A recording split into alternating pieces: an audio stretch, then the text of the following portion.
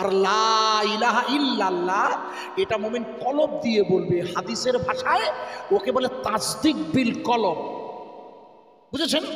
হাদিসে বলছে রাসূল তোমার বাম স্তনের দুধের নিচের লতিফা বলবে লা ইলাহা ইল্লাল্লাহ। তারপরে কি হবে? এটা হচ্ছে ইমানের দ্বিতীয় ভাগ। তাই প্রথম ভাগ কি? আল্লাহ আল্লাহ বা লা ইলাহা ইল্লাল্লাহ মুখে বলবে, যেটা আমরা মুখে জিকির করি। ওই জিকিরটা মুখে করা হয়, একেবারে জলি জিকির। ওই জিকিরটার দোষ নেই, কিন্তু ও জিকিরটা টিকবে না বেশি দিন। কেন? মরণের সময় যেহেতু জবান চলবে না। মরার সময় জবান চলে না, যতক্ষণ খাবার থাকবে ততক্ষণ মরণ হয় না, মনে রাখবেন। আর জিহ্বার কাজ কি? খাওয়া না আর কথা বলা না। দেখবেন মরার আগে জিভ বন্ধ হয়ে যায়। এই জন্য রাসূল বলেছেন তোমরা কলেমা শরীফ ওর মাথার থেকে দূরে গিয়ে শোনাওকে দাও। সূরা ইয়াসিন দূরে বসে শোনাবে, ওকে পড়তে বলবে না, হাদিসে এসছে। এই জন্যে এই লা ইলাহা ইল্লাল্লাহ আল্লাহ আপনার কলব দিয়ে বলাতে হবে। দুধের নিচের লতিফায় কলব বলবে। কেন? কারণটা শুনুন। এবার মনে করে, আপনার মনে নেই, এবারে মনে করিয়ে দিচ্ছি।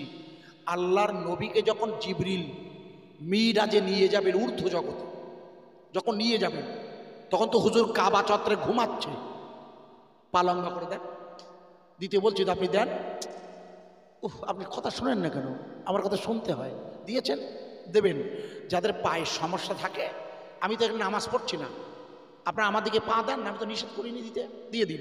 যেটা বলছিলাম, যখন রসুলে পাক রাতের বেলা, ভালো করে শুনে নিন, ঘুমিয়ে আছে, জিবরিল এসে ওনার বুড়ি আঙুল চুচ্ছেন। এই জন্য শরিয়াতে নিয়ম হলো, যখন কেউ ঘুমায় তখন আমরা এই যে ডাকে এরাম করি, জোরে রাখা যাবে না। কেন?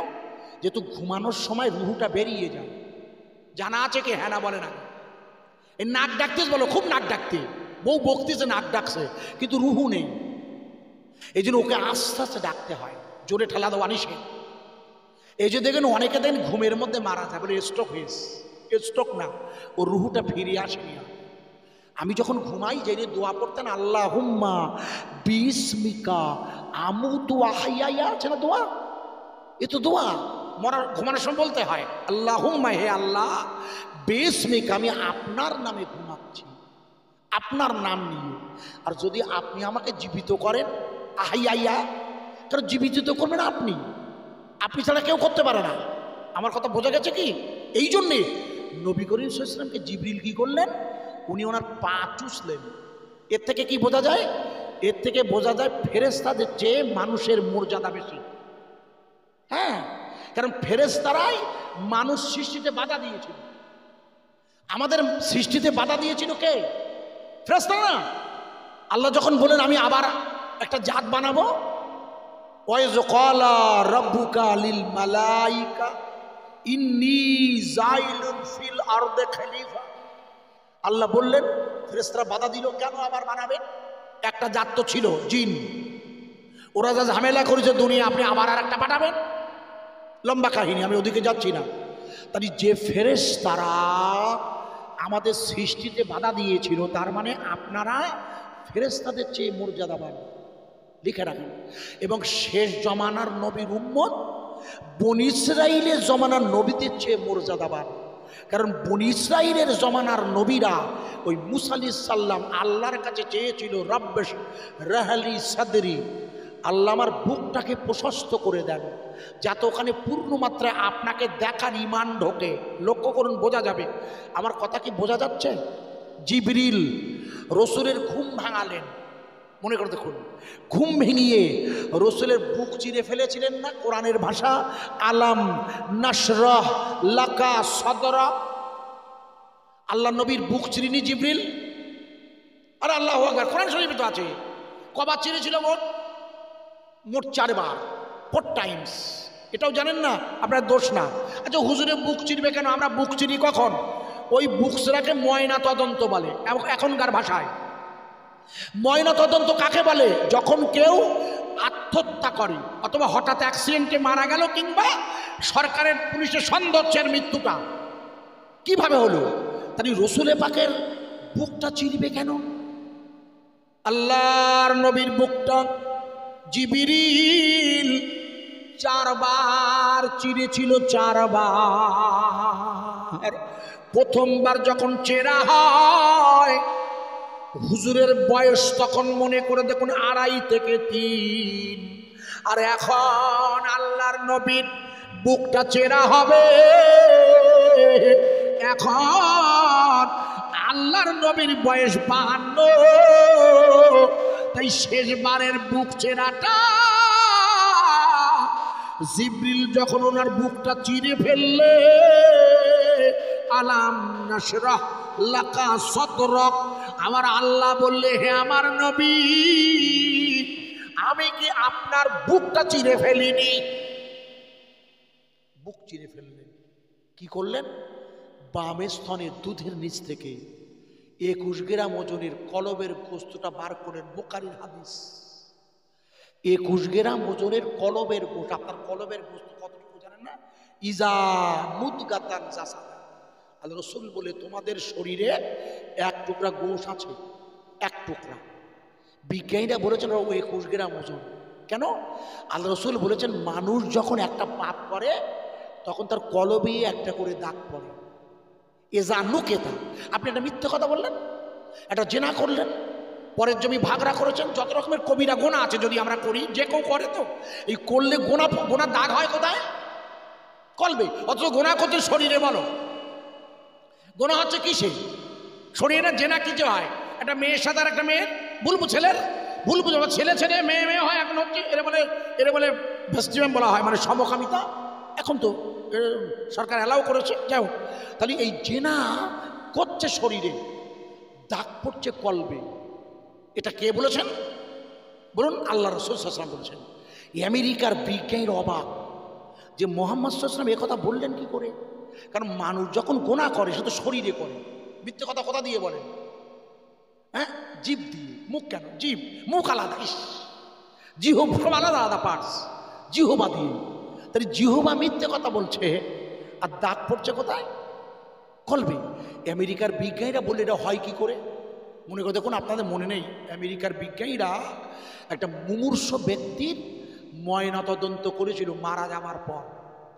বহু টাকা দিয়ে লাশটা কিনে নেয়, অনেকটা টাকা দিয়ে লাশটা কিনে নিয়ে ওরা বুক চিনল। বুক চিরে দেখে বাম স্তনের দুধের নিচে সত্যি সত্যি একটা গোশ আছে। কিন্তু আপনাদের বাড়িতে ফ্রিজ আছে? বা আপনার আছে ফ্রিজ? ভাই আছে? যার বাড়িতে ফ্রিজ আছে দেখবেন ফ্রিজের মধ্যে যদি গোশ রাখেন ডিপে, দেখবেন 1 সপ্তাহ পরে গোশ আছে কিন্তু বরফের মধ্যে। গোশ আছে, গোশ নষ্ট হয়নি, কিন্তু গোশকে খেয়ে নিয়েছে কে?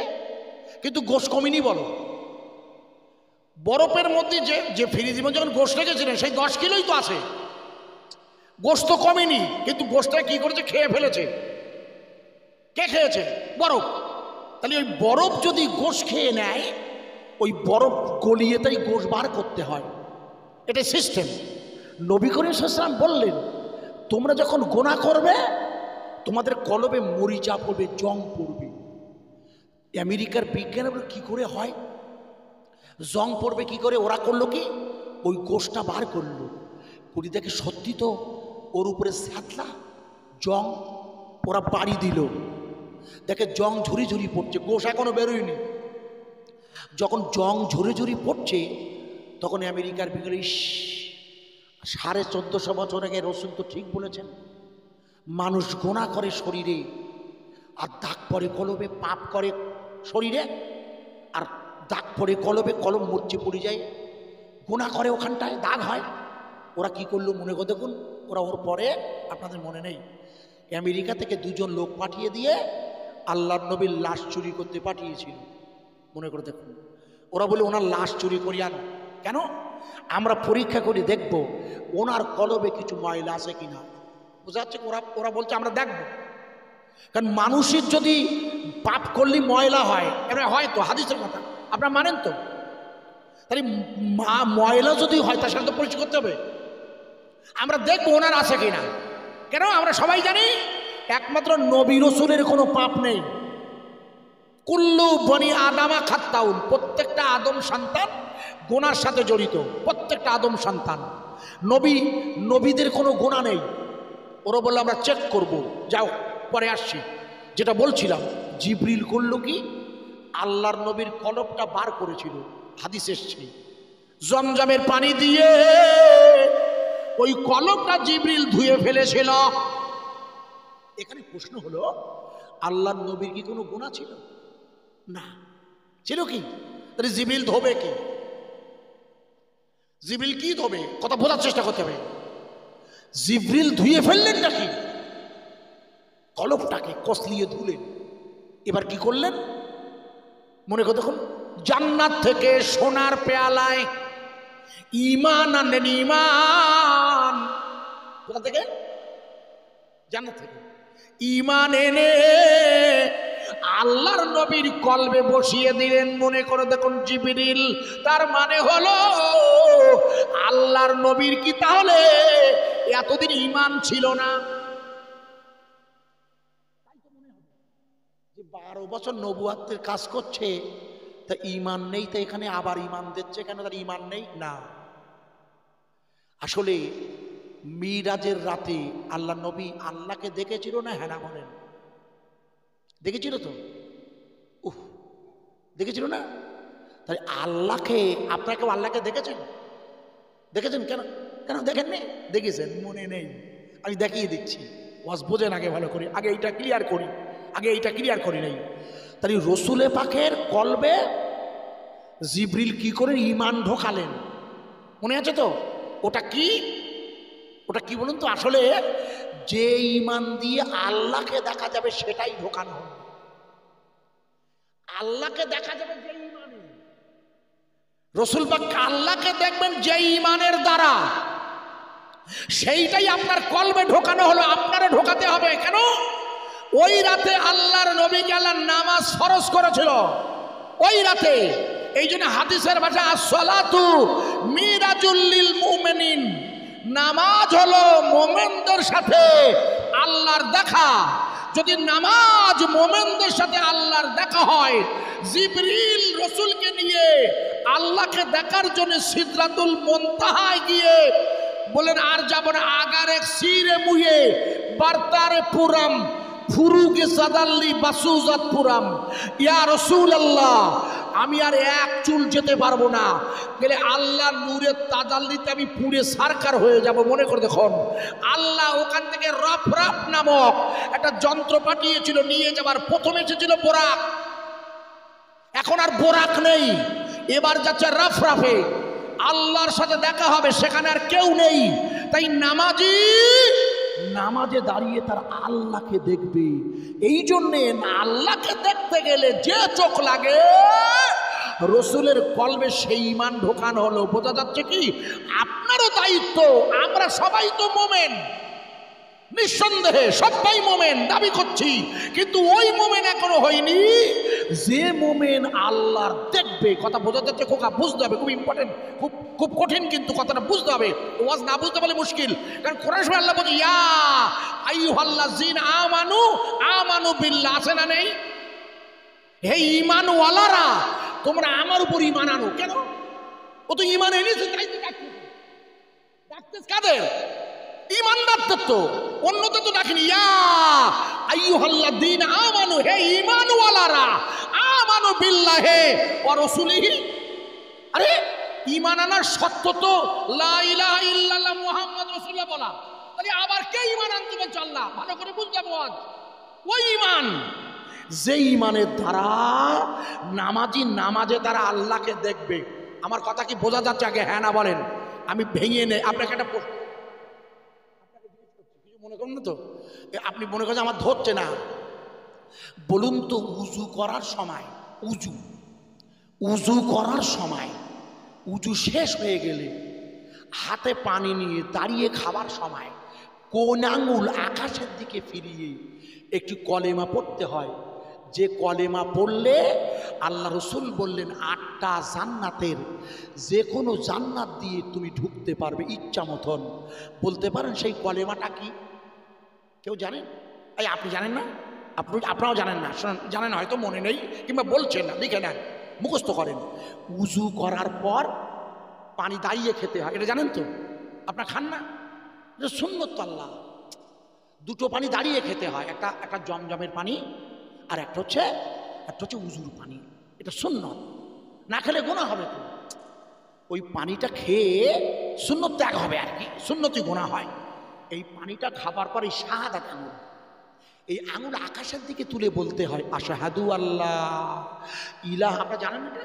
জানেন তো? দাঁড়ান, এটা কোন কলেমা? গুড। এর মানে কি? আশহাদু আল্লাহ ইলাহা ইল্লাল্লাহ, আমি সাক্ষী দিচ্ছি আল্লাহ। জোরে বলুন, আরো জোরে বলুন। এক। দাঁড়ান, একটু অপেক্ষা করেন। আপনাকে বলছি, আমিও বলছি নিজেকে। তাহলে সাক্ষী দিচ্ছি আল্লাহ এক, এর মানে ইলাহা ইল্লাল্লাহ। তারপর আশহাদু আন্না পরে হবেন, আগে প্রথমটার মানে করে আশহাদু আল্লাহ ইলাহা ইল্লাল্লাহ, সাক্ষী দিচ্ছি আল্লাহ এক। ভালো করে ওয়াজ শুনবেন ভাই। সাক্ষী কাকে বলে? সাক্ষী স্পটে কোনো ঘটনা ঘটা দেখাটার নাম সাক্ষী। আমি আপনার এই চক্কর কাছে আসিনি, আমার মনে পড়ে না আমি এসছি, আমার মনে পড়ে না, যার ফলে আমি রাস্তা ভুল করে সোজা ভোজপাড়ায় চলে গেছি, ওখানে জলসা হচ্ছে। ওই ভোজপাড়ার মোড়ের কাছে গিয়ে আমার চেনা আমাদের কুটুম আছে, ওরা বললে আমি এখানে না তো চক্কর কাছে পিছিয়ে এসছেন, আমি চিনি না, তাই এই ওই কোনা দিয়ে ঢুকলে হয়ে যায়।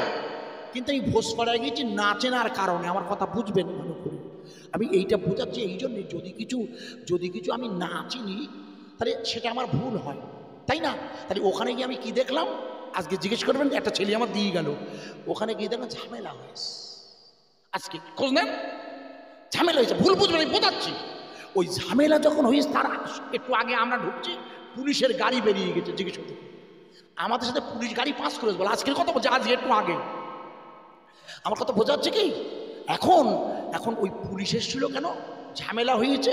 তাহলে ঝামেলা যখন হয় তখন সেখানে স্পটে সাক্ষী লাগে না? স্পটের সাক্ষী যদি মামলায় না বলে যে ওইটা হয়েছে, তাহলে কিন্তু মামলা টিকবে না। আমি উদাহরণ দিচ্ছি, একটা গজল আপনারা সবাই শুনেছেন, ওই মাওলা বক্সের নাম শুনেছেন, বসিরহাটের দিঘিদার, আমরা একসাথে ওয়াজ করতাম, মারা গেছে। চিংড়ের মোড়ে বাস পড়িয়েছে, ওটা একটা গজল ছিল, মনে করতাম চিংড়ের মোড়ে বাস পড়িয়েছে, একটা গজল আছে। মাওলা বক্স প্রাণের বাপ আমার বলিছিল বাবা, ভালো ওয়াজ করতো, মারা গেছে। আছে না লোক? ওই লোক ওই ওয়াজ করেছে, দেখবেন চিংড়ির মোড়ে বাস করলে মনে আছে? চিংড়ির মোড়ে কনে? চিংড়ির মানে হলো বীরেমনগরের আগের ওই কোনাটা। চিংড়ির মোড় হলো আমার বীরেমনগরের আগের ওই কোনা একটা পুকুর আছে না, ওই পুকুরি বাস পড়িল, মনে করে দেখেন, আপনাদের মনে আছে যারা বয়স্ক মনে করে, আমি তখন পড়ি, আমি জানি ওই যে বাস পড়িয়েছিল, মনে করে দেখুন পরের দিন কাগজেদেরও 3 জন মারা গেছে। কজন মারা গেছে? 3 জন। 84 বাস পুরো শেষ না? 84 এ তরণীপুর টু সংগ্রামপুর, তখন ব্রিজ হয়নি, পুরো শেষ হয়ে গেল না, শুধু একটা লোক বেঁচেছিল, মেটদণ্ডী বাড়ি আমাকে না এরাম করেছিল, তাই আজ বেলগড়িয়া না আর একটা দুটো তালি, যাই হোক, তাহলে বেঁচে লোক কদের? একটা দেখতো। আচ্ছা যাই ধরুন না, আপনার কথা শুনেছি 4টে বেঁচেছে, তা পুরো বাস তো শেষ, কিন্তু মিডিয়ায় দিল 3টে। কেন? ওই মিডিয়ায় দিয়েছে 3, সরকার সাক্ষী চায়। কোর্টে যখন কোনো মামলা উঠবে তখন সাক্ষী দিতে হবে। আমার কথা বোঝা যাচ্ছে না? কোর্টে কোনো মামলা টিকবে না। আমি উদাহরণ দিচ্ছি, একটা উদাহরণ দিচ্ছি, বুঝতে পারেন আপনারা। একটা উদাহরণ দিচ্ছি, মনে করতে আপনার মনে নেই, মনে করতে ছেলেটার বাড়ি হচ্ছে হাওড়া জেলা আমতায়। ওই সিপিএমের ওই মীনাক্ষী মুখার্জি ওই কদিন আগে আপনাকে এই চৌমাথায় এল না কেটে, ওখানে বলিয়ে দেবো, মনে করতে দেখেন আপনার ছিলেন না, আমি তখন জলতা যাচ্ছি, ওই মহিলা বলছে একটা ছেলের নাম মানে আনিস খান, মনে আছে? যারা পুলিশ বাড়িকে মেরিয়ে ফেলিল ধরিয়ে, আপনার মনে নেই? হাওড়া জেলা আমতায় বামফ্রন্ট তারা নিয়ে খুব আন্দোলন করেছিল, কিন্তু কোর্টে মামলা টিকিনি। কেন? সাক্ষী হাজির করতে পারেনি, তাই পুলিশ বলে সাক্ষী নেই। সাক্ষী না থাকলে মামলা টিকবে না। তার মানে আপনাদের কাছে প্রশ্ন করছি, এবার আমিও আপনাদের সাথে একমত, বলো, আমি আলাদা না। তাহলে আমরা যখন বলছি আশহাদু আল্লাহ ইলাহা ইল্লাল্লাহ, তখন তো আল্লাহকে দেখার প্রশ্ন আসে না? কথা বুঝে, সাক্ষী দিচ্ছি আপনি আমার আল্লাহ, তাহলে এখানে আল্লাহকে দেখার প্রশ্ন না? হ্যাঁ না বলুন, শোনা নেই তো আপনার, আমি করতাম না, বড় ভাই এলো করলো, তাই শোনেন, তাহলে আপনার সাক্ষী দেওয়ার দরকার আছে কি? আল্লাহকে দেখেছি, আল্লাহকে না দেখে সাক্ষী দিচ্ছেন তো? ওই যে বলে আশহাদু আল্লাহ, দেখা তো না দেখে সাক্ষী, মিথ্যে কথা বলছেন না। আপনারা আল্লাহকে দেখেছিলেন, আমিও দেখেছিলাম, সবাই আল্লাহকে দেখেছি। কেন? এবার প্রশ্ন করছি হাদিসের ভাষায়, বলুন তো জগৎ কটা? না, কেন বলে তিনটে? এটা বললো আপনার দোষ নেই, আপনি ভুল বলেননি। এর দুটো বলতেন তার লাইন ছিল ভালো। এও তিনটে হয় না, ও তো অতীতকাল ভবিষ্যৎ আর বর্তমান, ও না ইহকাল আর পরকাল বলে তার লাইন ছিল। আসলে জগৎ হচ্ছে চারটা। জগৎ কটা? চারটে। আপনার আন্দাজে বলেছেন তো যে খাটেনি, ওই চারটে। কটা জগৎ মুখস্থ করেন। প্রথম জগতের নাম হচ্ছে আলমে আরওয়া, যে জায়গায় আমাদের রুহুগুলো ছিল। সব রুহু এক জায়গায় ছিল না? নরেন্দ্র মোদী, মমতা ব্যানার্জি, যোগী, আমি, আপনি সব এক জায়গায় ছিলেন না? আল্লাহু আকবার। এটা কোরআন শরীফ বলছে, আমি না। আপনাদের ইমাম সাহেব বলবে কোন হয়তো কোনোদিন সুযোগ হলে, সমস্ত রুহুগুলোকে আল্লাহ এক জায়গায় করে ডেকে বলল, আলাস্তু বিরাব্বিকুম, আমি কি তোমাদের প্রভু নই? কখন বলুন দিন? তখন আর মার পেটে আসেনি গো, তখন দুনিয়া সৃষ্টি হয়, তখন কেউ আসেনি পার না। আল্লাহ জিজ্ঞেস করে, আলাস্তু বিরাব্বিকুম, আমি কি তোমাদের প্রভু নই? সব ভাই বলেছিলেন ক্বালু বালা শাহিদনা, সাক্ষী দিচ্ছি আপনি আমার মাওলা। একটু জোরে বলা যাবে না? আরো জোরে বলা যাবে না? আর একটু জোরে বলা যাবে না? এই জন্যে মসজিদে বাবরি, ওরা বাবরি মসজিদের জায়গায় রাম মন্দির বানিয়েছে বটে, আমি যুক্তি দিয়ে বোঝানোর চেষ্টা করছি। রাম মন্দির বানিয়েছে, ক্ষমতায় আছে মোদিজির দল, তাতে আমাদের কোনো আপত্তি নেই, কিন্তু আসলে ওটা মসজিদ না। আরে জোরে বলেন, ওটা আসলে মসজিদ না। ওটা বানিয়েছিল কি?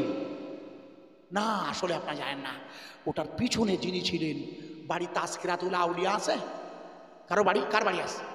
ঘুরে দেখবেন, এনার নাম হচ্ছে সাবু আলী কালান্দার পানিপথি, যিনি পানির উপরে দাঁড়িয়ে আল্লাহ জেকের করতে একটা ওলি আছে না, এই দেখ, যার নামে পানিপথ। হরিয়ানার একটা জায়গার নাম পানিপথ না? ওটা আগে উত্তরপ্রদেশ ছিল খোকা, আগে উত্তরপ্রদেশ, এখন হরিয়ানা হয়ে গেছে। জায়গার নাম পানিপথ।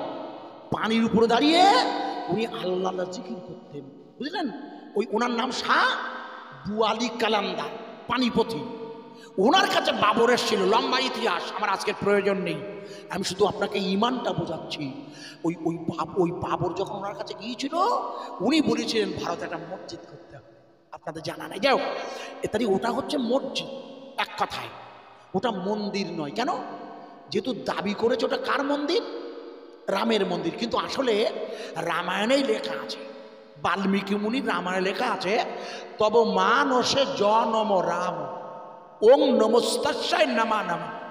এর বাংলা মানে হচ্ছে রামের জন্ম হলো আমার মনের মধ্যে। কবি লিখেছেন বাল্মীকি মুনি, লিখে নেন। তাই যার জন্ম মনের মধ্যে কবির, তার জন্ম কখনো মসজিদের ভিতের তলায় হয়? হ্যাঁ না বলেন? কিন্তু এখন বলছে হ্যাঁ হয়ে, আমার কাছে বিশ্বাস। আচ্ছা হোক গে যাক, আমি বোঝানোর জন্য চেষ্টা করছি আপনাদের। আমি যুক্তির খাতে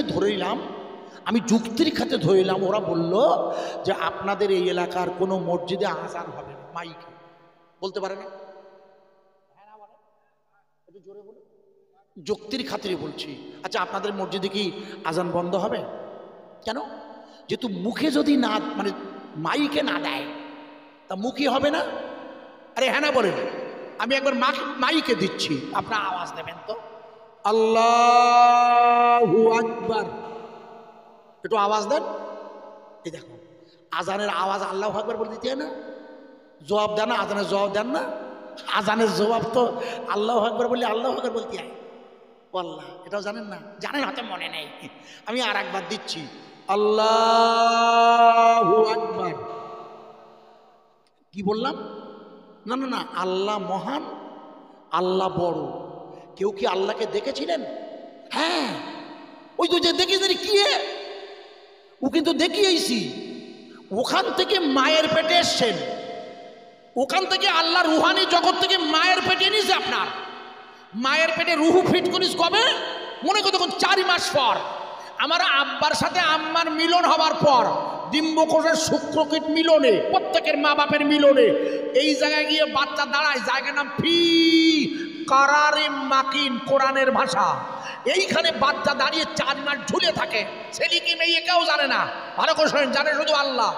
এই জায়গায় বাচ্চা 4 মাস ঝোলার পর, 4 মাসের পরে ওতে রুহু দেওয়া হয়। যেই রুহু ফিট করে সেই বাচ্চা নড়ে ওঠে। মা বলে এই দেখো এই দেখো এই দেখো আমার তেজ বলো, ওই প্রথম বলে হাঁটবেন না, বোঝার চেষ্টা করেন। তাহলে 4 মাস পর রুহু দেওয়া হয়। কোন রুহু? যে রুহু আল্লাহকে দেখে এসেছিল, যে রুহু দেখিয়ে বলেছিলাম কলু বালা। এখানে সে মনে নেই বা এখানে মনে নেই বলিয়ে যত ঝামেলা। যদি মনে থাকতো ঝামেলা হয়তো নরেন্দ্র মোদী কি মসজিদ ভাঙতি মন্দির কর্তৃপক্ষ হ্যাঁ হ্যাঁ না বলো বোঝার চেষ্টা করা। ওর যদি মনে থাকতো আমার কেউ ছিল না। কিন্তু কপাল ভালো, রসুল আমাদের মনে করিয়ে দিয়েছে আশহাদু আল্লাহ ইলাহা ইল্লাল্লাহ, এটা দ্বিতীয় কলেমা। এই 5টা কলেমা না মুখস্থ ঈমান না। ঈমানদারের 5টা কলেমা মুখস্থ রাখতে হবে। বলো যাকে যাক, অত বললি সে জায়গায় কেউ বসবে না, মানে একটা খুঁজে পাওয়া যাবে না 5টা মুখস্থ কার আছে। যে জায়গায় রাখছিলাম ছোট্ট করে শোনেন। তাহলে ও দুবার দিয়েছে আল্লাহু আকবার, তার মানে আল্লাহ মহান, আল্লাহ বড়। কথা বোঝার চেষ্টা করুন ভাই। ওরা মন্দির উদ্বোধন করেছে কার নামে? রাম। বলুন তো রাম কোন শব্দ? জানেন ভালো হয়ে রাম হচ্ছে, লেখো আব্বা, রাম হলো হিব্রু ভাষা। রাম কি ভাষা? হিব্রু। হিব্রু ভাষা কোনটা জানেন না? আবার জানতে হবে আমার ভাই। মোট কেতাব 4খানা না, আর 106 পা।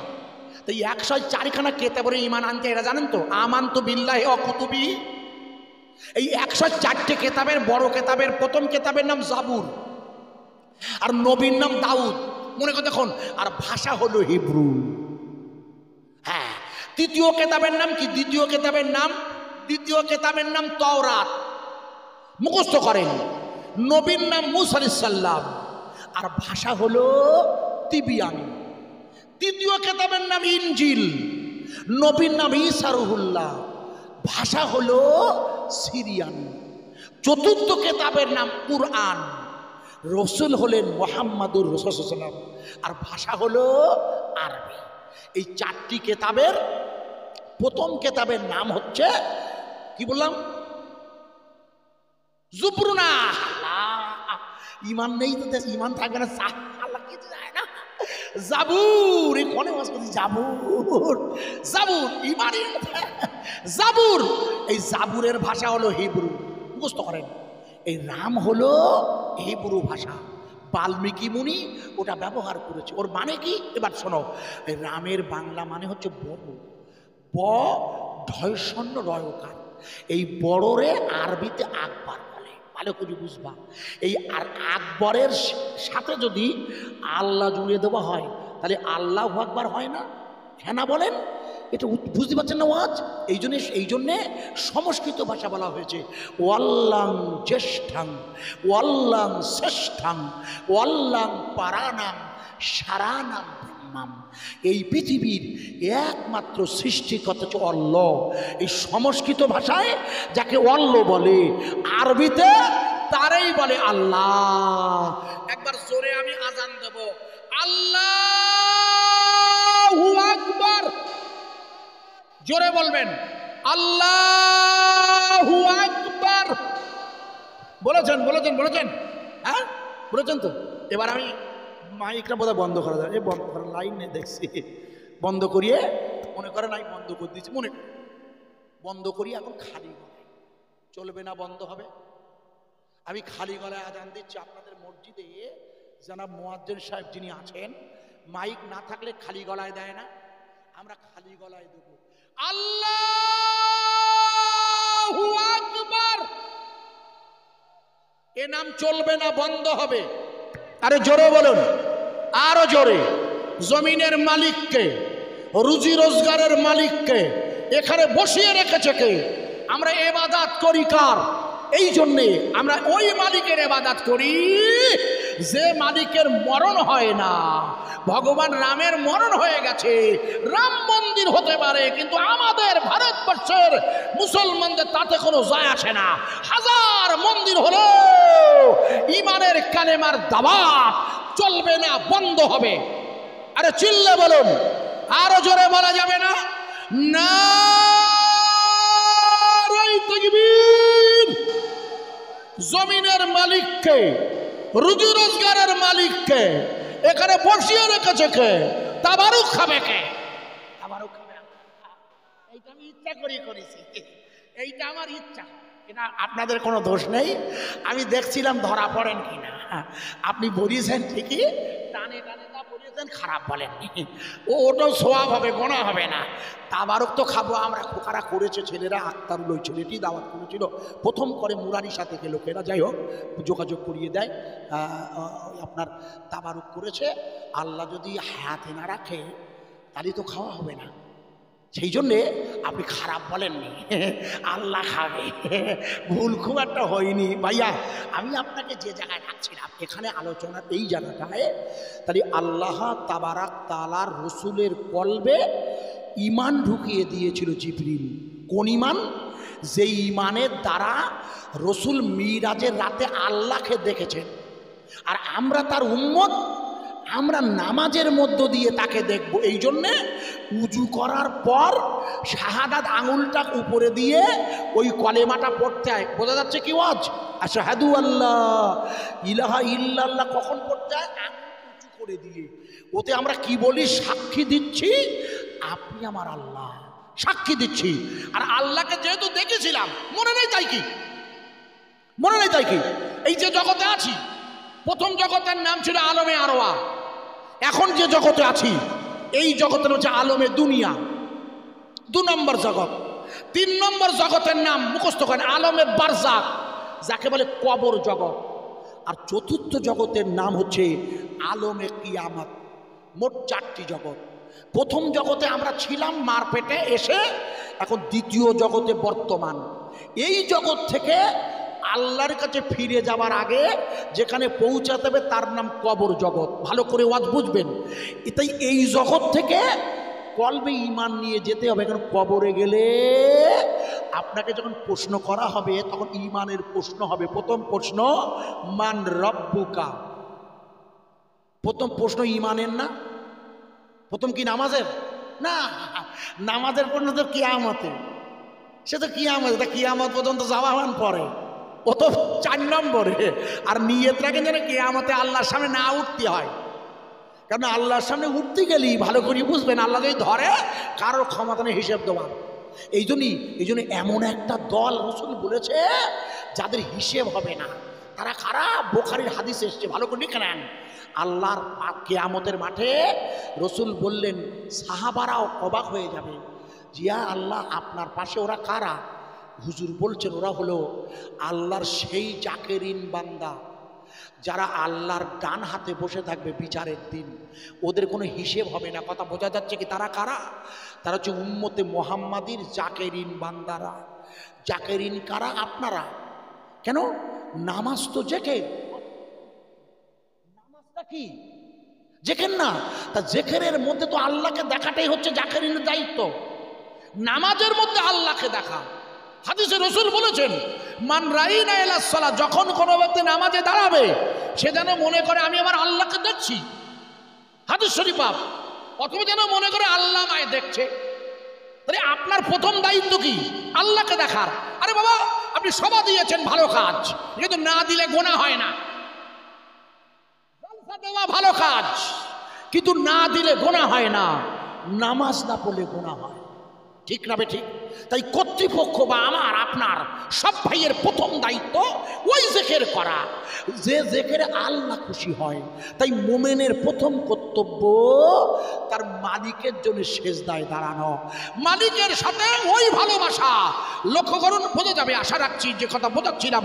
আল্লাহ কোরআনে বলছেন, এরা সবাই আলেম ওলামা যারা আছে এই আয়াতটা কোরআনে একটু খুলে দেখে নেবেন কাল সকালবেলা। সূরাটার নাম সূরা তাওবা। আল্লাহ বলছে, ইন্নামা ইয়ামুরু মাসাজিদাল্লাহ মান আমানা বিল্লাহ। মুখস্থ করবেন আয়াতটা। আমি হাফেজ নই, তবু আমি বলে দিচ্ছি, আর একবার পড়ছি। ইন্নামা ইয়ামুরু মাসাজিদাল্লাহ মান আমানা বিল্লাহ। নিশ্চয়ই ওরা আমার ঘরকে আবাদ করবে, ওরা আমার ঘরকে চাষ করবে। মান আমানা বিল্লাহ, যারা আমার উপরে ঈমান এনেছে। ঈমান ওরা কি করবে? ওয়া ইকামিস সালাহ, ওরা নামাজকে কায়েম করবে। আল্লাহ বলছে আমি নই। ওয়া ইতাইজ যাকাত, ওরা কি করবে? ওরা যাকাত দেবে। ওয়ালাম ইয়াখশা, ওরা কাউকে ভয় করে না, ইল্লাল্লাহ, আল্লাহ। কোরআনের ভাষা আমার না, নিশ্চয়ই ওরা আল্লাহর জিকির করবে। ওরা কারা? যারা আল্লাহ ছাড়া কাউকে ভয় করে না, আল্লাহ ছাড়া কাউকে ভয়। ওরা কারা? আপনারা যদি ন্যূনতম লেখাপড়া জানেন, বেশি না জানেন, দরকার নেই। আজকে ভেবে দেখুন তো, আমেরিকা আর তার দলবল কি পরিমাণ বোম দিয়ে ইসরায়েলের গাজায় হামলা চালাচ্ছে। আপনারা বলুন, এত পরিমাণ হামলা চালিয়ে এই পর্যন্ত হাজার হাজার শিশু মেরেছে, যেটা যুদ্ধের বিরোধী, কিন্তু ক্ষমতায় আছে। মারতে গিয়েছে কাদের? ছোট্ট একটা দল, হামাস, স্বাধীনতা সংগ্রামী, যারা লা ইলাহা ইল্লাল্লাহর কালেমার দাওয়াত দেয়। তারা কারা? মনে করো তখন আব্বা, যে মসজিদে রসুলকে নিয়ে যাবে আল্লাহ, রসুলকে বাইতুল মুকাদ্দিস, ওই কাবা শরীফ থেকে রওনা হয়ে যে মসজিদে যাবে, ওই মসজিদটা বানিয়েছিল আপনারা সবাই জানেন, সুলাইমান আলাইহিস সালাতু ওয়াস সালাম। সবাই ওই মসজিদকে সুলাইমান নবী বানান। ওই মসজিদে সুলাইমান আলাইহিস সালাতু ওয়াস সালামের যে মসজিদ, ওই বাইতুল মুকাদ্দিস, মনে করো তখন বিগত 120 দিন ধরে ওখানে কোনো জুমার নামাজ পড়তে দেয় না। অথচ নামাজ পড়ার সময় হলেই ওরা বন্দুক নিয়ে এসে মসজিদের ভিতরে দাঁড়ায়। আপনার নিশ্চয়ই ইউটিউবে নেটে দেখেছেন। আমি যখন বাংলাদেশে ছিলাম এর আগে, ওই দিয়েছিল, ওরা বন্দুক ধরেছে বটে, কিন্তু জুমার নামাজ মুসল্লিরা মসজিদের বাইরে গিয়ে আদায় করে নিয়েছে। একবার জোরে বলা যাবে না সুবহানাল্লাহ? করেছে না করেনি? ওরা তো যুদ্ধ হচ্ছে, কিন্তু লড়াই, যুদ্ধের ময়দানে কিছু মশলা আছে, কিন্তু তবু ওরা নামাজে দাঁড়িয়েছে। কার জন্য? কেন? যে তোদের গোটা শরীরটা, আমার বিশ্বাস, ইমানে পূর্ণ, লা ইলাহা ইল্লাল্লাহ, ওদের শরীর, রক্ত, হাড় হাড্ডি জিকির করে। তরিকতের ভাষায় একে বলে সুলতানুল আসকার। প্রত্যেকটা নরনারীর শরীরের গোশ আল্লাহ আল্লাহ আল্লাহর জিকির করবে। এটা হচ্ছে ইমানের দাওয়াত। একটুখানি বোঝানোর চেষ্টা করছি, আপনাদের মাথায় ঢুকবে আশা করা যায়। আমি ঢোকানোর জন্য একটা রেওয়ায়ত করছি। আপনারা সবাই এনার নাম জানেন। ইনি হচ্ছেন, সবাই জানেন এনার নাম, ইনি হচ্ছেন হজরতে ইমাম হোসাইন রাদিয়াল্লাহু তাআলা আনহু। এনার নাম শুনেছেন? শুনেননি? নবী পাকের প্রিয়তম নাতি হাসান হোসাইন। আমি যার নাম বললাম এখন, এনার নাম ইমাম হোসাইন। ইমাম হোসাইন সেদিন ছিল বৃহস্পতিবার, জুমার নামাজের আগের রাত। রাতটা হচ্ছে 9 মুহররমের দিবাগত রাত। ঘোড়ার পিঠে এসে একজন লোক দাঁড়ালেন, যিনি দাঁড়ালেন তার নাম সীমার। সীমার কে? সীমার হচ্ছে ইমাম হোসাইনের আব্বা হযরতে আলী কাররামাল ওয়াজহু। মা ফাতেমাতু জোহরা ইন্তেকাল করার পর যে মেয়েটিকে বিয়ে করে, সেই মেয়েটার ভাই সীমার। তার মানে ইমাম হোসাইনের সৎ মামা, ইমাম হোসাইনের সৎ মামা। যুদ্ধের ময়দান বৃহস্পতিবার, ভালো করে বুঝবেন। চারিদিক দিয়ে সব আটকা। কোনটা? ফোরাত নদী। আজ 9 দিন কোনো পানির দেখা নেই, আজ 9 দিন কোনো পানি নেই। মনে করো যখন ইমাম হোসাইন এসে বলছে, ভাগনা, তুমি যদি ইয়াজিদকে খলিফা বলে মেনে নাও, তাহলে আমি তোমাকে 70,000 সোনার টাকা প্রত্যেক মাসে মাসে ব্যবস্থা করে দেব, এবং ফোরাত নদীর পানি তোমার জন্য ব্যবস্থা করে দিচ্ছি। আপনারা মনে করে দেখুন, ইমাম হোসাইন মেনে নিয়েছিল কি? ইয়াজিদের কাছে হাত পেতেছিল? 1 নাম্বার, ভালো করে মনে রাখুন, কোনো অবস্থাতেই ইয়াজিদকে মেনে নেয়নি সীমা। মনে করে দেখুন, কেন? যেহেতু ইয়াজিদের কাছে বায়াত হওয়া যায় না। খলিফা মানে তো খেলাফত প্রাপ্ত, তার কাছে বায়াত হতে হয়। বায়াত হওয়ার সত্য এটা মানতে পারেনি ইয়াজিদ। কেন? যেহেতু ওর কাছে বায়াত হওয়া যাবে না। ইয়াজিদ তো নেশা করতেন, কেতাবে এসছে। সেই অবস্থায় লক্ষ্য করুন, আমি যেটা বোঝাচ্ছিলাম, তাহলে ইয়াজিদ বায়াত হলে, ইয়াজিদের হাতে হাত দিলে ইমাম হোসাইনের কোনো চিন্তা ছিল না। কিন্তু ইমাম হোসাইন বলেন, না, কোনো অবস্থাতেই আমরা আপনার কাছে বায়াত হতে পারি না। মনে করে দেখুন, আপনাদের মনে নেই সেদিন ছিল বৃহস্পতিবার, ইমাম হোসাইনের সামনে দাঁড়িয়ে সীমার একটা লম্বা কাগজ নিয়ে এলো। এসে বলছেন, তুমি তো আমার কথা শুনলে না, এই কাগজে আমার 4টি ভাগনার নাম আছে। ওই 4টি ভাগনাকে সীমার নাম ধরে ধরে ডাকছে, আব্বাস, আব্দুল্লাহ নাম ধরে ডেকে যখন সীমার বলছে, ও আমার ভাগনারা তোমরা বেরিয়ে এসো, ইয়াজিদের বিরুদ্ধে লড়াই করবে হাসাইন একা একা। মনে করে দেখুন, ওই 4 ভাগনা বললে, মামা আল্লাহ পাকের শুকরিয়া আদায় করে বলছি, আপনাকে আমাদের জীবনে নিরাপত্তার দায়িত্ব নিতে হবে না, আমাদের জীবনের নিরাপত্তার দায়িত্ব আল্লাহ। আপনার কাছে আমরা সাহায্য চাই না, সাহায্য করবেন কে? আল্লাহ। আল্লাহ। ভাই আজকে 120 দিন হয়ে গেছে যে এলাকায় যুদ্ধ হচ্ছে, ওই এলাকায় বিজ্ঞানীরা বলছেন, যুদ্ধবিদরা বলছে যে এই যে হামাস বাহিনী ওরা ঢুকে আছে সুড়ঙ্গের মধ্যে। কিসের মধ্যে? আমি শুধু বোঝাচ্ছি, ওরা আছে কিসের মধ্যে? সুড়ঙ্গের মধ্যে। ছোট্ট করে একটু বলছি, 1 মিনিট আপনার মনে করে দেখুন। এখান থেকে কিছুদিন আগে আমাদের ভারতবর্ষের উত্তরাখণ্ডের একটা জায়গার নাম ছিল সিন্দাওয়াড়া, যে জায়গায় রাস্তা করতে গিয়ে সুড়ঙ্গ, রাস্তা মানে সুড়ঙ্গ, পাহাড়ের তলা দিয়ে করতে গিয়ে পাহাড় ধসে গিয়ে 41 জন শ্রমিক পাহাড়ের মধ্যে আটকে গেছিল। মনে আছে আপনাদের? হয়তো 41 জন শ্রমিক ওই পাহাড়ের ভিতরে আটকে গিয়েছিল। কেন? ওরা গিয়েছিল কি করতে? রাস্তা করতে, রাস্তা। কিন্তু পাহাড় ধসিয়ে কজন শ্রমিক? 41 জন। আপনার মনে করে দেখুন, আপনার মনে নেই ওই যখন আটকে গেছিল আপা, ওই সময় আমেরিকার প্রেসিডেন্ট এখন যিনি আছে, উনি ভারত সরকারকে বড় একটা মেশিন পাঠিয়ে দিয়েছিল, দিয়ে বলেছিল যে এই মেশিন দিয়ে আপনার ড্রিল করিয়ে লোকগুলোকে বার করিয়ে আনেন। আপনাদের মনে আছে কি জানি না, লাইভ দেখাইছে, লিভ বলা হয়, জীবন্ত ছবি দেখাচ্ছে, যেমন এরা দেখায় ক্যামেরায়, ওই রকম দেখাচ্ছিল। 15 দিনের মাথায় মেশিনটা ভেঙে গিয়েছিল। কতদিনের মাথায়? 15 দিন। তাহলে এই লোকগুলোকে আর উদ্ধার করা যায়নি 15 দিন পর্যন্ত। মনে করতে ওই সময় উত্তরাখণ্ডের মুখ্যমন্ত্রী ফোন করেছিলেন একজন ভদ্রলোকের কাছে, তিনি মুসলমান, নাম তার মোহাম্মদ মেহবুবুর রহমান, মুসলমান ভদ্রলোক। তাকে ফোন করি বলল, ভাই আপনাদের দলে লোক আছে কজন? বলে 12 জন। ভাই এ যাদের ডাকছে এরা কারা? মুসলমান। ভালো করে বুঝবেন। কবে ডাকছে? 15 দিনের পর। 15 দিন ওরা আটকে ছিল, 17 দিন। 15 দিনের মাথায় যাকে ডাকছে তিনি মুসলমান। এদের দল আছে 12 জন। এরা কি করে? এরা হাতের ছেনি দিয়ে পাহাড় খুঁড়িয়ে গর্ত করিয়ে ওর মধ্যে সুড়ঙ্গ করে, এদের অভিজ্ঞতা আছে। এই লোকগুলোর বাড়ি হচ্ছে দিল্লিতে, যেখানে 2021-এ দাঙ্গা হয়। ওই লোকগুলোকে বলল, আপনারা কোথায় আছেন?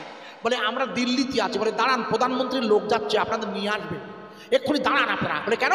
বলে আজকে 15 দিন হয়ে গেছে, আমেরিকা মেশিন দিয়ে আমাদের উদ্ধার করতে বলেছিল, কিন্তু মেশিন ভেঙে গেছে। এখন আপনাদের দরকার আমাদের। আমার কথা বোঝাচ্ছে কি? আপনাদের যে লোকগুলোকে ডাকছে এরা বলে সব মুসলমান, অথচ মনে করতে আজকে ভারতবর্ষে মুসলমান মানেই এরা বলে সন্ত্রাসী। ওই হামাসের যোদ্ধা শুরু হয়ে বলেছিল এরা হলো সন্ত্রাসী, এরা মুসলমান, সন্ত্রাসী বলেছিল আমাদের প্রধানমন্ত্রী পর্যন্ত। ভুল বুঝবেন না। দেখুন এই যখন এদের টাকা হলো 12 জন সব মুসলমান, এদের যিনি হেড তার নাম মেহবুবুর রহমান। এরা এসে গেল ওখানে 16 দিনের মাথায় প্লেনে করে হেলিকপ্টারে আনা হলো।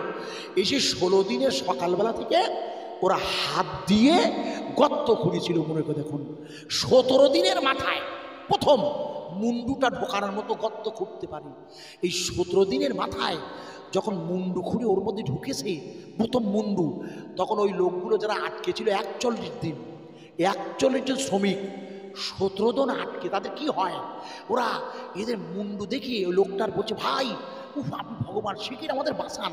বলে না, একটু দাঁড়ান, আমি ভগবান না, আমি উদ্ধার করার জন্য এসেছি, তবে আমি ভগবান না, একটু অপেক্ষা করেন, এখনো সুরঙ্গ করতে বাকি আছে। আপনার মনে করে দেখুন, সন্ধ্যা 7টার সময় গর্ত করা কমপ্লিট হয়ে প্রথম একজন লোককে বার করেছিল, পরপর 41 জনের।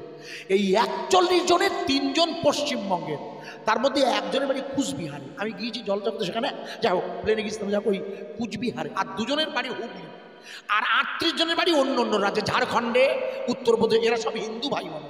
এই 41 জন শ্রমিক সব হিন্দু ভাই ভাই।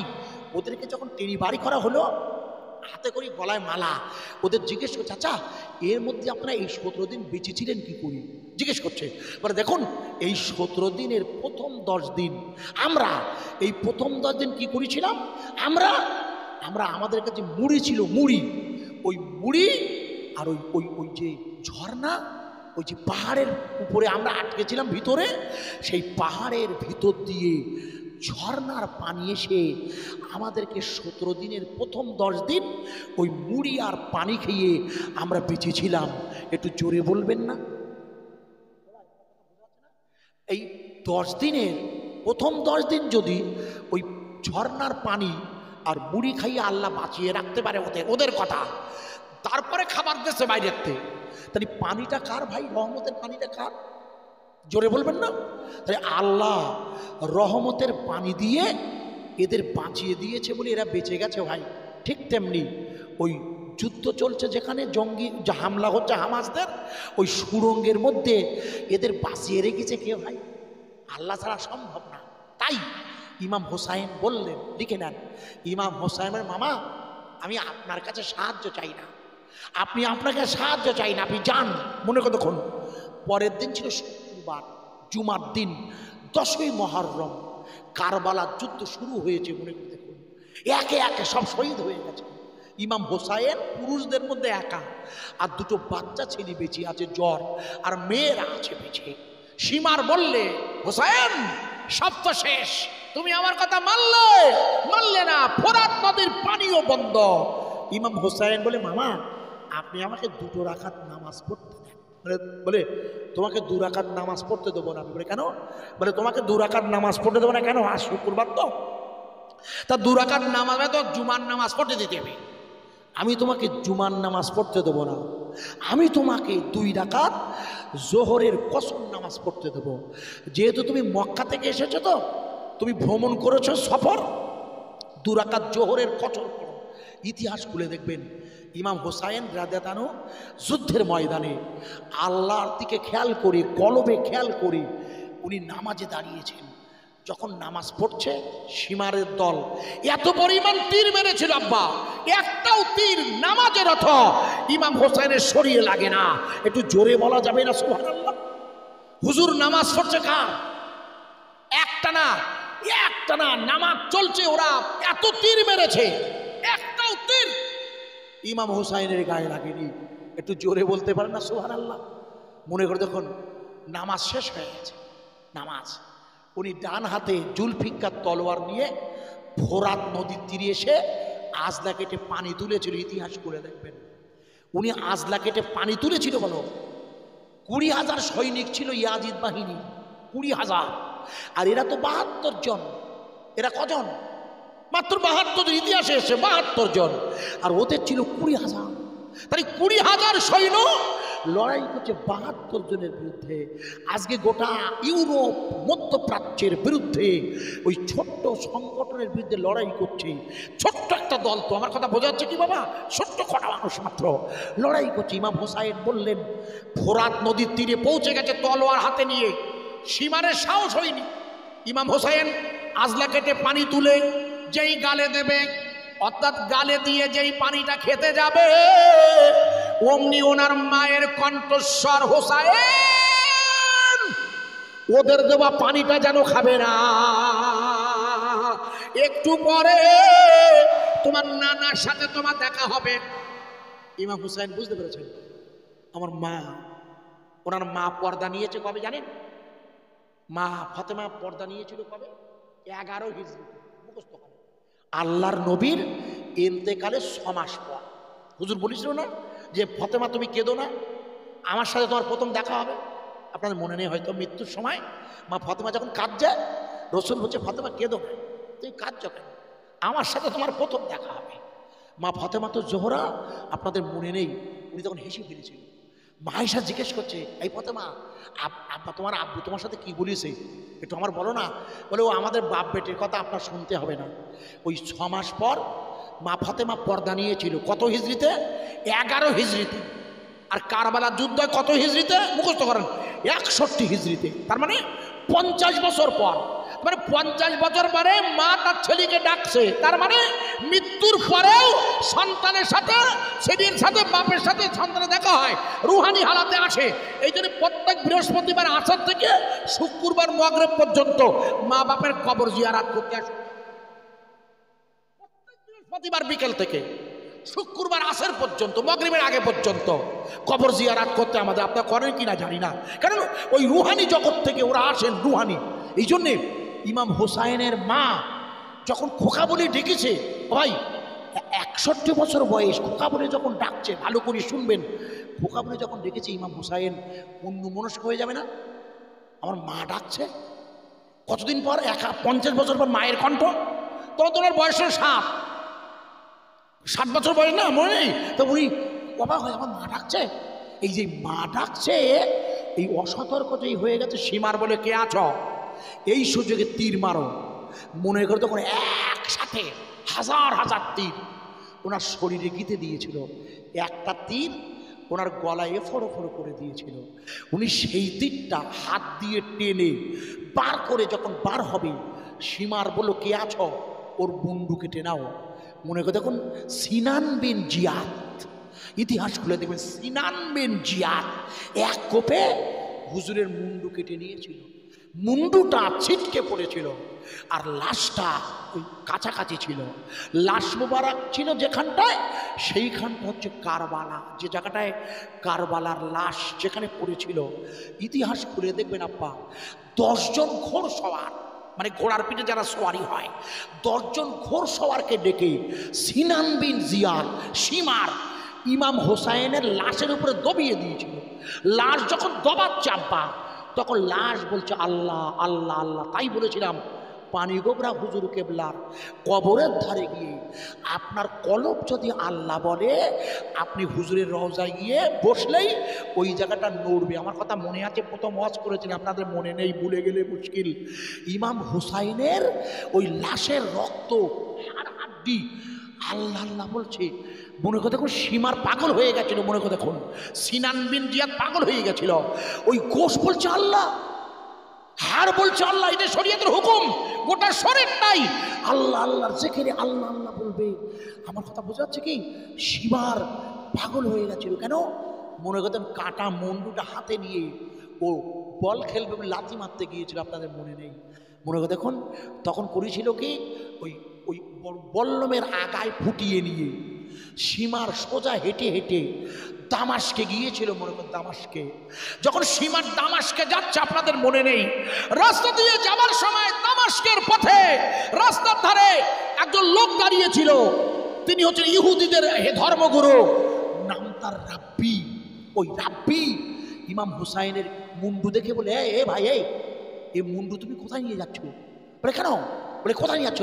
বলে আমাদের খলিফা ইয়াজিদের কাছে নিয়ে যাচ্ছি। বলে আচ্ছা, এই মুন্ডু নিয়ে গেলে তোমার কি দেবে?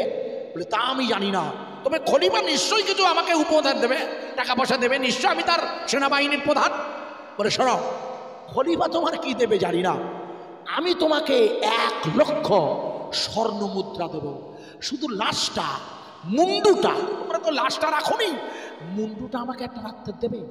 বলে তোমরা ইহুদিরা মিথ্যেবাদী, তোমরা মিথ্যে কথা বলো। বলে না না, আমি মিথ্যে কথা বলি না। বলে যদি তাই হয়, তাই টাকাটা আগে দাও। টাকাটা তুমি আগে দিতে পারবে? যদি দাও, যদি, তাহলে তোমাকে আমি মুন্ডুটা দেবো। মনে করে দেখুন, ওই ইহুদি 1 লক্ষ সোনার টাকা পেয়ালায় করে এনে সীমার হাতে দিয়ে দিয়েছিল। সীমার এবার মুন্ডুটা